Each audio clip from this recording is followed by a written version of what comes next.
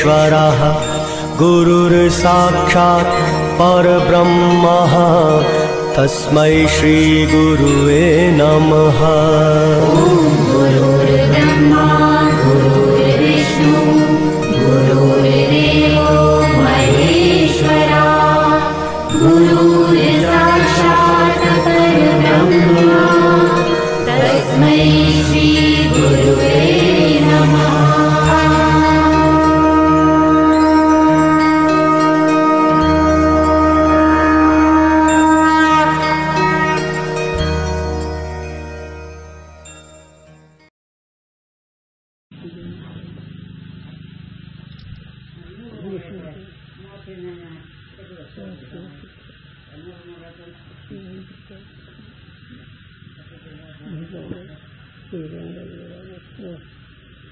आक्षेप।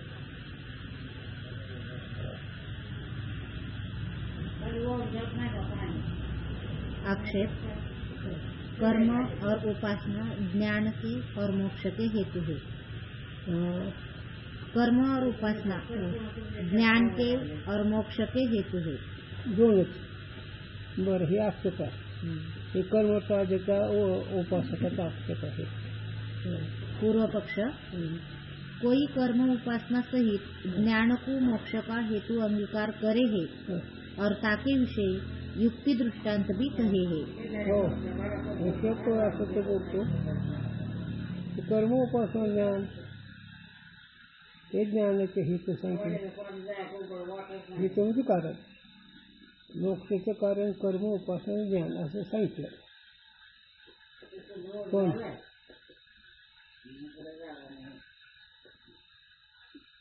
हे एक भाईवालेचं मत असावं शास्त्रकार।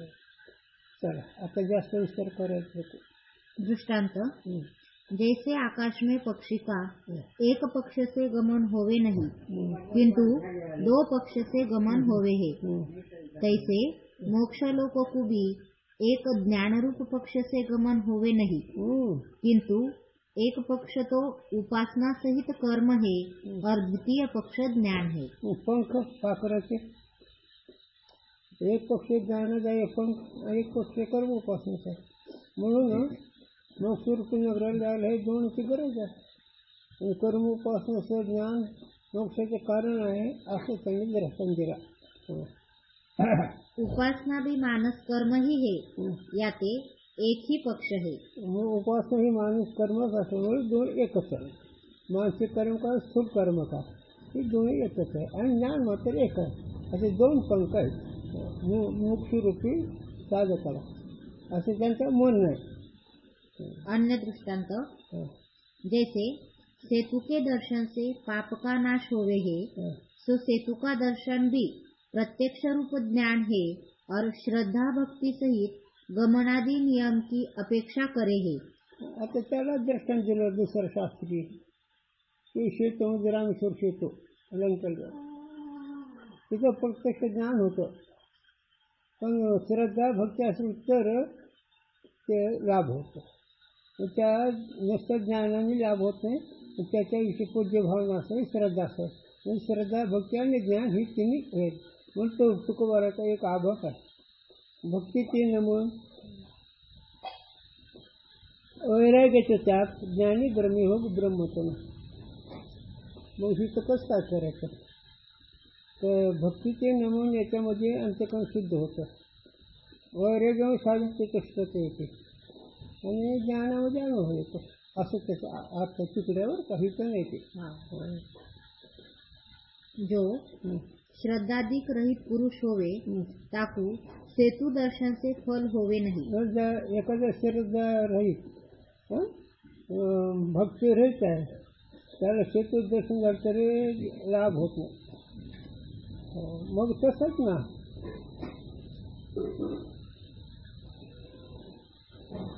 चला कारण नुसत्या एका अंगी जर घेतलं तर तीर्थे धोंडा पाणी देव रोकडा सज्जन। पण भावयुक्त जर असेल तर ही तिन्ही मिळून मोक्ष होत असं मुळीच नाही, पण त्यांना सांगायचं राहा। जैसे सेतु का प्रत्यक्ष ज्ञान श्रद्धा नियमादिकन की फल की उत्पत्ति में अपेक्षा करे है। तो सेतूचं जे ज्ञान आहे सेतू दर्शनाचं त्याला त्याची गरज आहे. कशाची? कर्मोपासना. तैसे ब्रह्मज्ञान भी मोक्षरूप फल की उत्पत्ति में कर्म उपासना की अपेक्षा करे है. तसं सेतूच्या दर्शनामध्ये जर ज्ञान होतं श्रद्धा भक्ती नसेल तर त्याला लाभ होत नाही. तसं ज्ञान त्याला श्रद्धा भक्तीची गरज आहे. दुसऱ्या ज्ञानाने काम होत नाही. और केवल ज्ञान से जो मोक्ष अंगीकार करे है सो भी ज्ञान का हेतु तो कर्म उपासना माने है. आता समजा तुम्ही म्हणताल अरे केवळ ज्ञानानेच मोक्ष होतो, ठीक आहे, पण ज्ञान व्हायला कर्म उपासना झाली पाहिजे ना. शुद्ध और निश्चल अंतकरण में ज्ञान होवे है. मग अंतकरण ज्ञान कोणत्या अंतकरणात होतं? शुद्ध. आणखी शुद्ध कशाने होतं? कर्माने. निश्चय कशाने होतं? उपासना. आणि मोक्ष कशाने होतो? ज्ञानाने. असे पूर्वपक्ष म्हणणं, पण तसं नाही हे. पण हे काय होतं, हे जे कर्मत्वादी आहेत त्यांना आपलं घुसडून संबंध करायचा. पण खरं एक विषय ठेवत होतं. एक विषय मंडळ मिश्र एवढं कर्मठ की त्या कर्मामुळे त्याला त्याच्या घरावर पक्षवाद घालायचं वेळ जावं. पण पुढे सुरेश्वराचार्य त्यांना प्राप्त झालं. शंकराचार्य पुढे हात केला आणि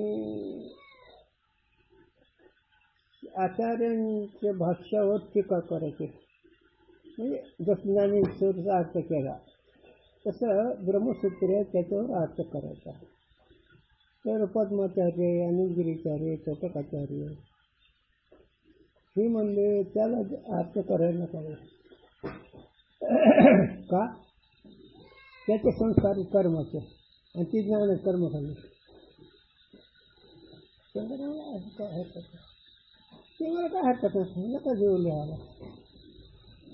तिसऱ्या जन्मात वाचेश्वर त्यांनी भामती केली. तर त्या भामतीमध्ये त्याने असं लिहिलं कर्माचा आणि मोक्ष संबंधच नाही. कर्माने मोक्ष होतच नाही असं स्टेन केला खूप. म्हणून कोणती भूमिका करा तरी मोक्षाला फक्त ज्ञान. आज सुद्धा नाही. ज्यावेळेस नरसिंह सरस्वती वासुदेव सरस्वतीचे लग्न मारून भेट झाले. आणखी त्याच्या आधी एका साधूची भेट झाली. तर पहिले साधू ते झाले. नरसिंह वासुदेव सरस्वती भेटीमध्ये त्यांनी गेले. दोघांकडून उचल पडली. त्याच्यावर त्यांचा एक शिक्षा होता. कोण भास करत होता म्हणजे महाराज तुम्ही काही बोललंच नाही अध्यात्म विषय. त्याच्या आधी एक महत्वाचार्य येऊन गेले, त्यांचं बोललं पण ह्यांचं तर ते सांगते बाबा. आणि त्याने विचारलं ते कर्म तुम्ही असे तर ह्याचं गुरु बंधू कसं. तर त्याने सांगितलं बाबा लोक त्याचे 3 मार्ग आहेत. कर्म, उपासना, ज्ञान. योग ज्ञान नाही घेतलं. दिसायला हे भिन्न दिसतात पण पाहून चालू एकत्र. पण कर्मामध्ये विधी चुकू नये. कर्मामध्ये जे काही असेल त्या विधीनेच कर्म करावं ते फल होतं. उपासनेमध्ये भक्तिप्रेम असावं. आणि योगामध्ये शरीराचे सगळे धोती पोती साधन हिरसे कुंभक ताटके हे सगळे मुद्दे असावे. पिढा पिंगलाही कळावे म्हणजे हे लाभ होतो. तरी पण असो तिन्ही मार्ग ज्ञानात येतात. पण अतिशय पाहिजे हे तिन्ही मार्ग ज्ञानच आहे. तर ज्ञानात आल्यानंतर मोक्ष होतो. बाद झालं म्हणजे आता नको बोलू मला राहू दे. मी वेळेच्या पातळीत झोपतो नको बोललो. तसं कर्म उपासना हे अंतकरण शुद्धीचे साधन आहे. मोक्षाचं मुळीच नाही. आणखीन एक गुरूंची आठवण, ज्ञानाला मजबूती येण्याकरता ही पूर्वपक्ष करावा लागतो. तुमच्या ज्ञानात संशय राहू नये. ज्ञान उत्तर भक्ती, ज्ञान उत्तर भक्ती ही एक सोबत हे मोक्षाच्या महाराज लोकांच्या गोष्टीच्या ज्ञान उत्तर भक्ती. अरे ज्ञान उत्तर भक्ती गोष्ट खरं, पण ज्ञान झाल्यावर भक्ती करणार कोण राहतो शिल्लक? काय आहे? तर ज्ञानानेच मोक्ष होतो, पण त्या ज्ञानाला निश्चितपणा येण्याकरता कर्मोपासनेने पूर्वपक्ष केला. कारण लौकिक ज्ञान जर असेल ना मग माणूस पदच्युत होतो, आणि दृढ ज्ञान असलं ना पदच्युत होतो. आणि दृढ ज्ञान होऊन जर बाकीचं केलं तर तुमच्या आमच्या करतात, त्यानं त्याचं करता होतं. त्यानंतर तुम्ही म्हणाल मग माऊली एवढे आमच्याकडे गोष्ट सांगितल्या, माझ्या मनाच्या आवडी ती तुमच्या करता. तुझ्या अन्न वाहिनी का देवर आहे भोडशी जीवापासून तर गुरुने सांगावं, माऊलीला आण व्हायची काय गरज आहे? पण तुम्ही फाजील आहेत, तुम्ही बद्ध आहेत, तुम्ही विषयासक्त आहेत, दाखवतात भक्तीचं सोन म्हणून आण बहु आवडते जीवापासून. आता जीवापासून जर आवडलं तर प्रपंच आवडतो का? प्रपंच आवडतं आणि हे बी आवडतं. मग गुरुजी म्हणजे गोबरं पोळी खातोच त्यांना आलाय का? हां, याला असं झालं माझून त्या महाराज सोलापूर करतं असलं येईल होतं ते सांगायचं वेदन, पण विषयात त्यांनी सांगितलं प्रारब्ध असं आहे कर्माचं. मला तुमचं चाललं तर मला नका विचार करू. आमच्या गुरुंचे विचार वेगळे आहेत. तुमचे काही संस्कार म्हणून येतो आचार बघतो. त्याने असाच आग्रह केला, प्रारब्ध असं होतं तसं. मला आता तुम्ही मला विचारलं म्हणून सांगतो, मला तुमची बोलणी सुद्धा इच्छा नाही, पण बोलतो. आमच्या गुरुंनी सांगितलं पोळी गोबरं खात नसते, त्याचं परमार्थ प्रपंच सहज होत नसतं. हां, पुन्हा नाही बोललो तुम्हाला, नाही बोललो की गुरुंचं खरंच आहे. प्रपंच परमार्थ संपादन एकही निधन नाही, दोन्ही पेवर खेळ जात आहात, शेवटी अपघात खेळ राहतात. तो का म्हणे त्या दोन्हीकडे धक्का शेवटी तो नरकामध्ये पडे. हां, आणि हे लाव म्हणत ह्याला कर्मोपासनेचं ज्ञान म्हणणार. म्हणून संस्थेचं आणि आश्रमाचं हितच खटकलं. कधीही संस्थेचे लोक आश्रमाच्या लोकांचं मत देत नाही, आणि आश्रमाचे लोक आपलं बहिणीत राहतात. तरी किंमत द्या की न द्या. सूर्याचं तोंड थुकलं जात नसतं, तेव्हा सोबत तुझ्याच अंगावर पडतो. तसं हे बहिरंग आंधळे शास्त्री ज्ञानाला कोरडे ज्ञान म्हणतात. आम्हाला शिवे दिल्या कीर्तनामध्ये. माझं कीर्तन होतं भगवंतभाव होतं माझा पैठणला, वारकरी होते. त्यांनी शिव द्यायचं मला तुम्हाला कळतच नाही, तुम्ही शिव द्यायच्यानंतर काय करता? लहान लेकरू कुठे मुतलंच शिवलं, त्यात काय एवढं विशेष? मला काय वाटत नाही, तुम्ही शिव काय नाही वाटतं ते बोला, काही गरज नाही.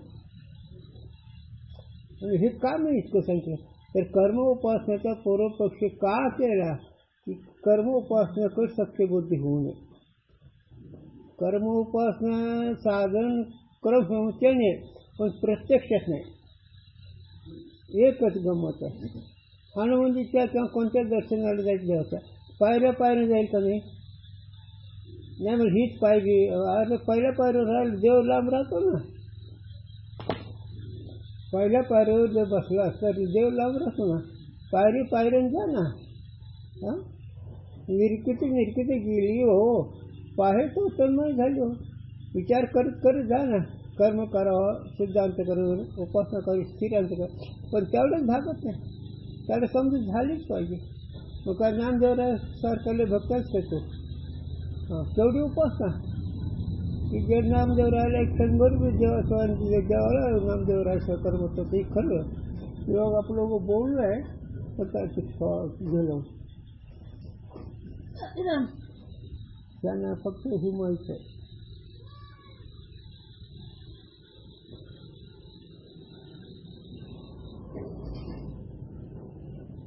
काय करावं हे आपलं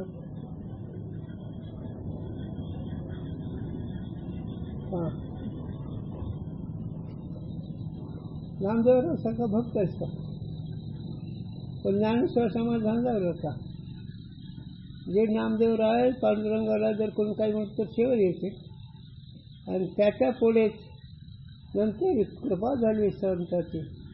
त्यावेळेस सद्गुरूंना एक कृपामध्ये केली, मीच वस्तू जाळली माझी मत, माझे सुख मत जाळलेले डोळ्यात दिली कृपा ज्ञान तेच नामदेवराव सगळ्या उत्तर व्हावे कोण कोणी जन्मा येणे नाही शिकले.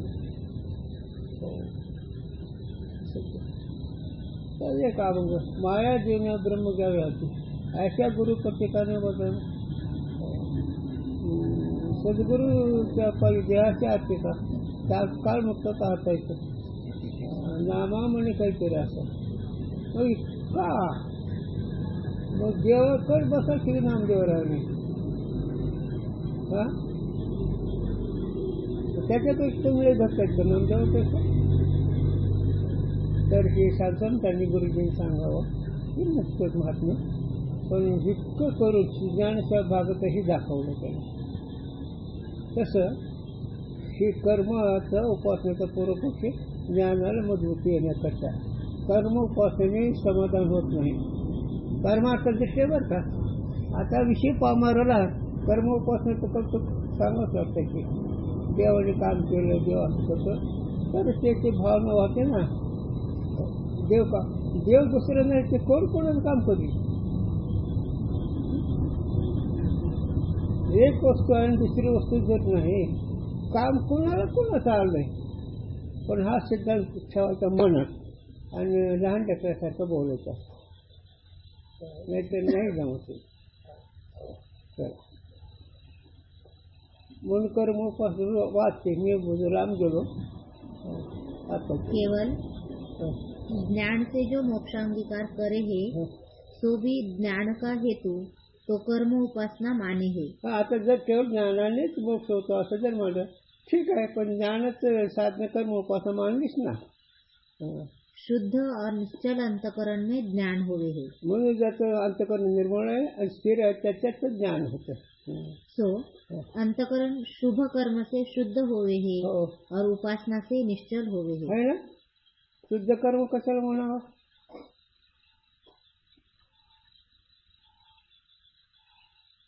कशाला म्हणायचं शुद्ध कर्म नको सांगू नाही सांगता मी सांगतो ना. पण एक विचार राहिला कानविषय झाला म्हणून विचारतो. शुद्ध कर्म म्हणजे तुझ्या प्राप्तीशिवाय मला काहीच गरज नाही. निष्काम कर्म एक नाव शुद्ध आहे. नाहीतर नवसं सायासं हे काम कर्म तो देतो ते काय भीतर आहे का, तर तुझी नुकसान होते. गुरुजी दर्शन द्यावा. राजा प्रश्न झाला आहे तो गरीबाला. आता त्यावेळेस त्यांनी काय मागावं ते म्हणजे राजसाहेब तू राजा माझं तंबाखूला राहावं अशी जात आहे जीवाची. हो आता राज झालं म्हणायचं का माझी आज परिस्थिती असं करा काही करा तंबाखूला करा आणि ही काम भक्त ती बोब अशी असते. त्याच्यावर तुकोबारा सांग अज्ञानाची भक्ती तिची संपत्ती तयार चित्ती देव कैसा. अज्ञानाचे कर्म फळी खेळी म्हणून ब्रह्मसंतन तयार कैसे. तुका म्हणे ऐसा अज्ञानाचे बंड वाढीचे जवळ त्याचे काळे कोण. मोक्षाच्या दृष्टीने ही खूप महत्वाचं आलं. ब्रह्मसंत कसं काय ब्रह्मन हे आलं. म्हणून निष्काम कर्म शुद्ध कर्म सकाम कर्म आंधळ कर्म उपासना या दोन्हीनेच ती स्थिर आणि टिकू होतं. इस रीति से अंतकरण की शुद्धि और निश्चलता द्वारा कर्म उपासना ज्ञान के हेतु अंगीकार किए हैं. अशा रीतीने तुम्ही ते ज्ञानाचे कर्म उपासना अंगीकार केला स्वीकार केला शुद्ध चित्त आणि चित्त त्याचे ज्ञान होतं, नंतर मोक्ष होतं असं तुम्हीच मानलंय. जैसे ज्ञान के हेतु कर्म उपासना अंगीकार किए, तैसे ज्ञान के फल मोक्ष के हेतु भी अंगीकार करणे योग्य है. आणि जसं ज्ञानाचे कारण कर्मोपासना सांगितलं, तसं मोक्षाचे साधन कर्मोपासना मानणार ना. काय बिघडलं? नाही तसं ते त्याचं म्हणणं आहे, तरी पण तसं नाही. दृष्टांत, जैसे जल का सेचन वृक्ष की उत्पत्ति का हेतु है और वृक्ष के फल की उत्पत्ति का भी हेतु है. जर संतांचं ठेवर का पाणी झाडाला घातलं, झाड बी वाटतं, फळ बी येते, तसं कर्म हे मोक्षाचं साधन आहे असं माना. जो वन के वृक्षन के जल सिंचन विना फल होवे है, सो भी वृक्ष के मूल में नीचे जल का संबंध है. आता तुम्ही म्हणतात, आता विचार करायचं, मग अरण्यातल्या झाडाला पाणी कोण घातलं? ते म्हणतो अरण्य झाडाला पाणी नाही, त्याचं मुळात पाणी. म्हणून कर्म उपासना करायच लागते असं त्याचं म्हणणं आहे. याते एक भाईवाद आहे, विचार करायला तो विषय होऊन गेला. याते म्हणून फल होवे है और जल के संबंध बिना वृक्ष ही सूख जावे. जळाचा जर संबंध नसला, पाणी जर नसलं तर झाड वाळून जातं. पण कर्मोपासना जर नसेल तर ज्ञान नाहीच होईल असं म्हणायचं बरं का. फल होवे नहीं. मग कर्मोपासनाचं फल होत नाही. तैसे कर्म उपासना ज्ञान की उत्पत्ति के हेतु है और ज्ञान का फल जो मोक्ष ताके भी हेतु है. जसं जल वृक्षाला आणि फलाला कारण आहे, त्याप्रमाणे कर्म उपासना आणि ज्ञानाचं कारण आहे, आणि तसंच मोक्षाचं बी कारण आहे, असं पूर्व पक्षीच म्हणणं आहे.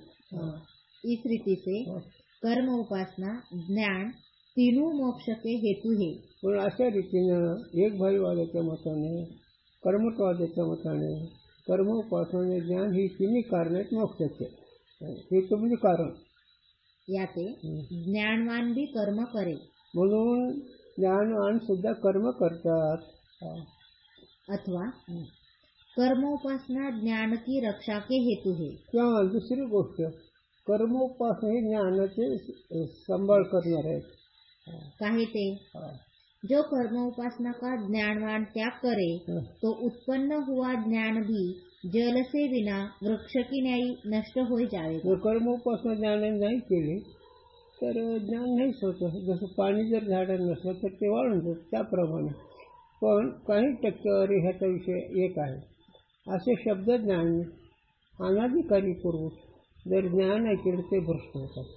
त्याच्या दृष्टीने बरोबर आहे. भ्रष्ट होतात म्हणजे ते आचाराचा पत्ताच नाही. कुठेही खायचं, कोणाचंही खायचं, कसंही वागायचं, आणि सगळं जगत मिथ्या आहे. मग काय होतं? तसं नाही ते. म्हणून ही जास्त विशेष खोलाच करायला लागले.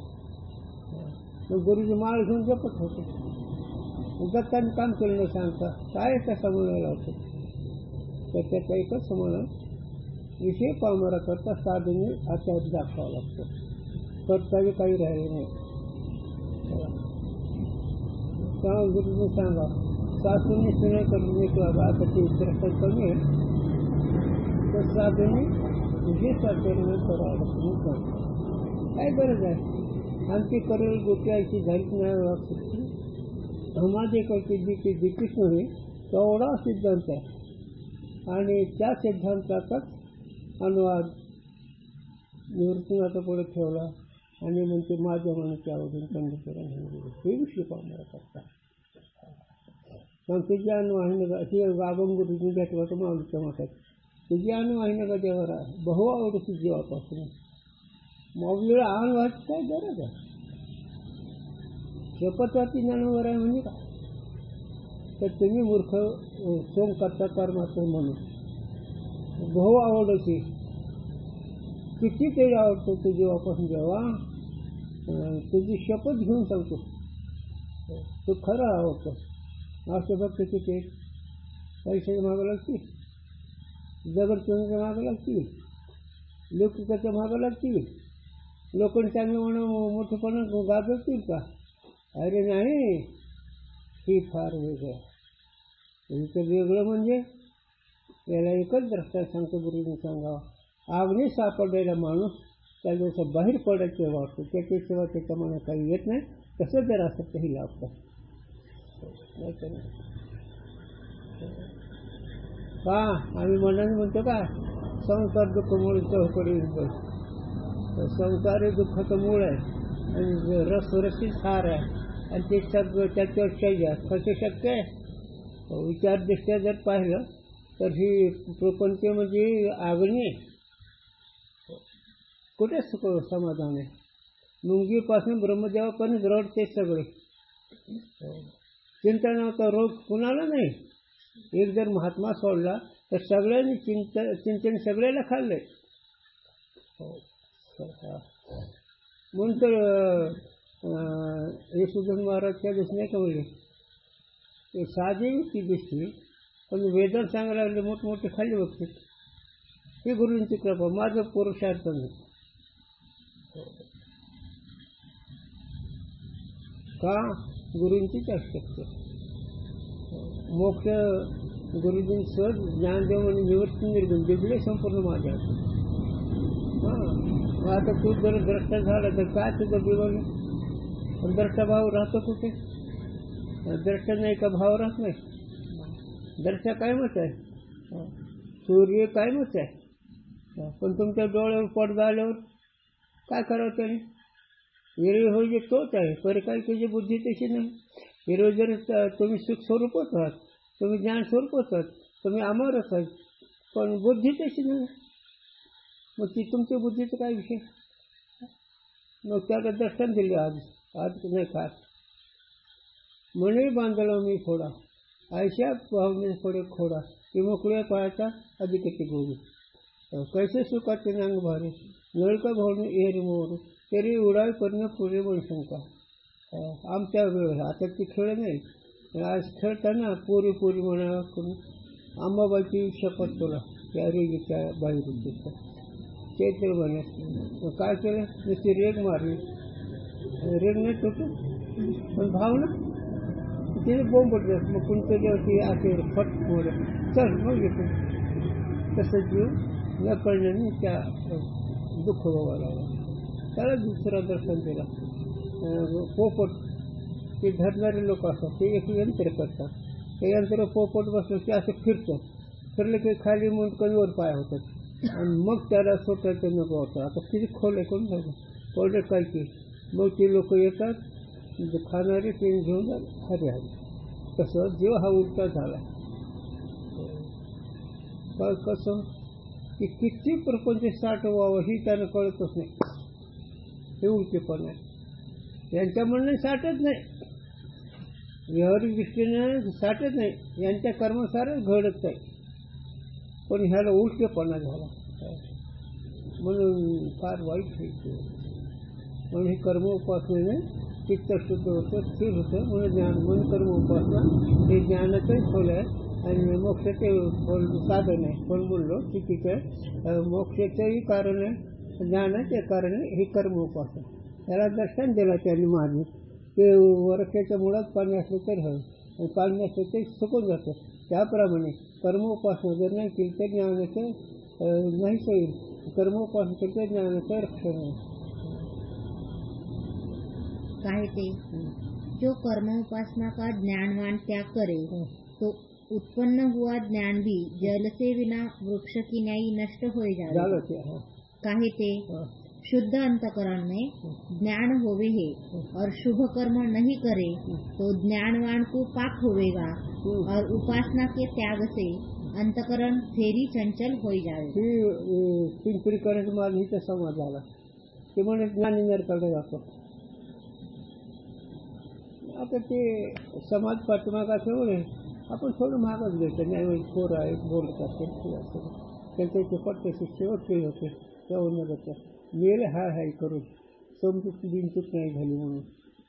हा काय करायचं हो भाबत काय लावायचं काय काय करायचं पण नाही समज. तर सांगायचं मला होतं ज्ञानी नरकाला जायचं असं त्यांच्या जवळचे म्हणायचं. आणि ती मला म्हणत आम्ही जरा थोडं माणूस पाहून बोलतो माणूस नाही सोडून असं काय आपलं काय असं नाही लई झालं होती म्हणलं आता ती तुमची मावली आलो मला बोलवा त्याला बोलू त्याला काय विचार आले बसले की पाहुलं मग ज्ञानी नरकाला जातो कोणता ज्ञानी नरकाला जातो नरकाला तो ज्ञानी नाही ज्ञानी नरकाला जात नाही याच्यावर मोठं टोल एकदम तिथे चर्चा झाली पंढरपूरला सगळे लोक ज्ञानी नरकाला जातो म्हणजे सांगतो महाराज लोक बरं का धुंडा महाराज जातो गुरुजी सांगत नका किती कधी भाषा असं तसं नसेल तसं मग गुरुजी लिहिले की नरकाला जातो ज्ञानी नाही ज्ञानी आहे तो नरकाला जातो मग त्याचं हे चालल्यानंतर चर्चा मग ते हो म्हणले गणेश बाबा ज्ञानी नरकाला जातो कोणता ज्ञानी नरकाला जातो म्हणलं हां माझे गुरु म्हणायचे ज्ञानी नरकाला जातच नाही जो ज्ञानी म्हणतात तुमची ज्ञानी नाही नरकाला जाणारा अरे एवढं मुहूर्त की ज्या ज्ञानापुढे इंद्रचंद्र महाराज हे कवडीचं मोठं ठरवलं तुम्ही आणि ते वाईट कसं जाईल खाली हे तुमचा आग्रह आहे म्हणलं शेवट म्हणलं मी माझं सांगा तू काय नाही घेऊन तुमच्यासाठी थोडं संपल मी तुला काय प्रसंग येणार आहे याच्यात जर राहिलं आयुष्यात जर गेलं तर कदाचित असे लोक येतील बोलायला आणि जर प्रपंचाचं पाप उभं राहिलं तर बसवावं लागेल तिकडे पण ही मजबूत करून घ्यायची म्हणजे मग काय होत नाही कुठं असलं तरी देहा असं माझा भलपेट आहे पक्क झालं तर नाही सत्य राहिलं तर खातं म्हणून ते जोडून कारण मन मारणारच जर मन दृश्य केलं तर मारणार नाही मन बाजूला जर नाही कळलं म्हणून मी वेगळा आहे असं जर नाही कळलं की मन रात्र दिवस मारतोय तर आणि तुकोवर आहे म्हणते तुका म्हणते गाडवून घेते मना मागे भाव म्हणून गुरुने सांगू मनात विनंती करू नये मनाला कळेल ते करू नये मनाला आवडेल ते पाहू नये काय तसं नाही हे तर नाही चालायचं काही झपलं तर घ्या नाही तर जाऊ तू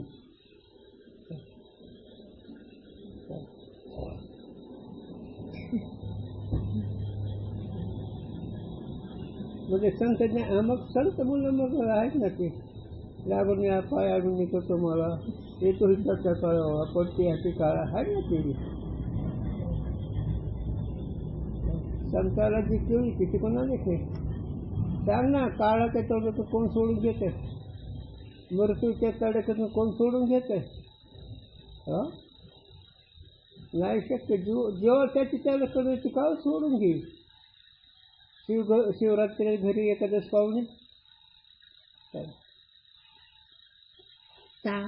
मलिन और चंचल अंतकरण में ज्ञान रहे नहीं म्हणून जे कर्मोपासना जर नाही केली अंतकरण मलिन होईल आणि चंचल होईल मग असं जर झालं तर तिचं ज्ञान राहणार नाही जैसे सूखी भूमि में उत्पन्न हुआ वृक्ष भी रहे नहीं जसं पाणी नसलेलं वृक्ष राहत नाही अन्य दृष्टांत दुसरा दृष्टांत जैसे संस्कार से शुद्ध किए स्थान में वेदपाठी ब्रह्मचारी निवास करे है और शुद्ध किया स्थान भी किसी निमित्त से फेरी मलिन हो जावे तो त्या स्थान को त्यागी देवे है काही आता गमत आता हे काय लोकांना वाटतं कर्म तर नाही पवित्र काही तर सेवा चालू म्हणून हिथं आता हिथून जर आपण गेलो जर भ्रष्ट माणसं आलं तरी पवित्र राहणार नाही तसं हे उदाहरण सांगा तसं कर्मोपासना जर त्यागली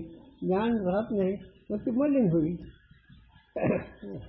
म्हणून त्याची कर्मोपासना करायच लागते असं म्हणायचं याला तैसे कर्म के त्याग से मलिन और उपासना के त्याग से चंचल हुआ जो अंतकरण ताके विषय ज्ञान रहे नहीं हो पवित्र तर राहत नाही अपवित्र लोकाले उठा याते म्हणून कर्म और उपासना ज्ञान की रक्षा के हेतु है। म्हणून कर्म आणि उपासना ज्ञानाचे राखण करणारे आहे, सांभाळणारे आहे, म्हणून कर्म उपासना करायच लागते.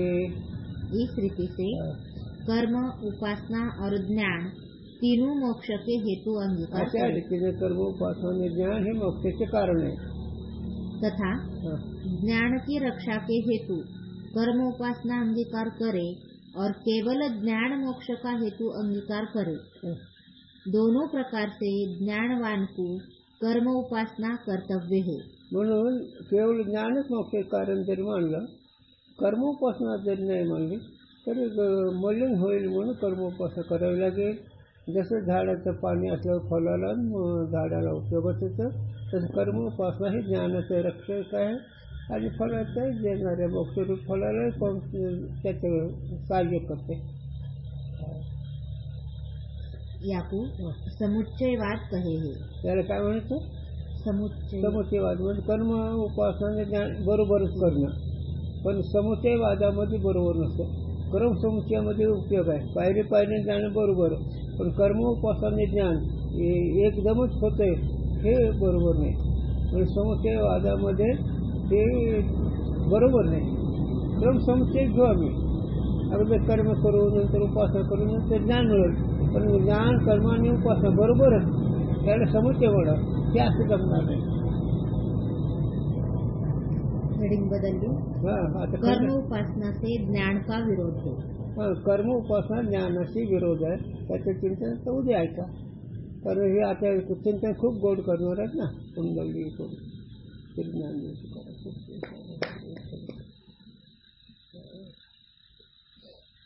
ज्ञान कर्म उपासना झाल्याशिवाय होईल, पण ज्ञानामध्ये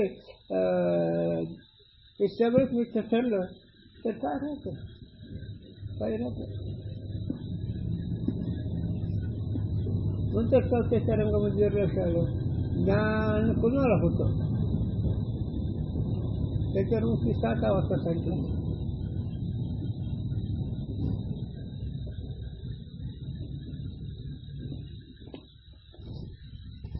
आज झालं 40 मिनिटं.